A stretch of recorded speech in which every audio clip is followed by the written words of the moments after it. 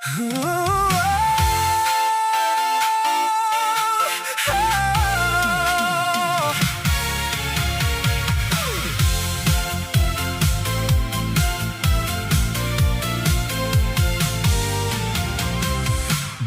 ng damdamin agad ko itong naintindihan.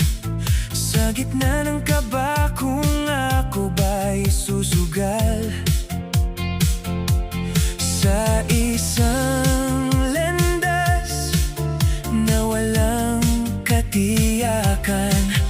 Ngunit tiniyak mo sa akin ang bawat sandali, oras na inilaan para tayo ay manatili. Sinundan ang direksyon sa ating tagpuan. Naghihintay ka noon ng aking kasagutan.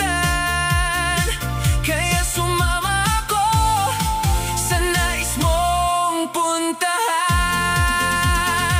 Magkasama tayo mula sa ating unang tagpo,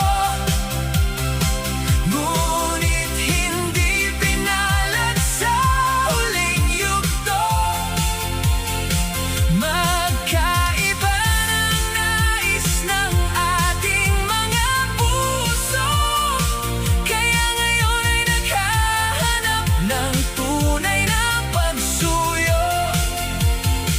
At sa pira-pirasong paalam ay tuluyang makalayo sa alaala ng kahapong hindi na mabubuo. Hindi na plano ang gabing ito ng suyuan, ngunit sumuong tayo sa loob ng kabundukan.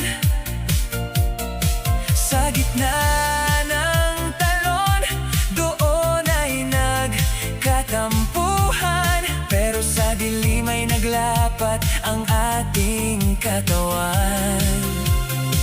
Humihikbing mga labi ay agad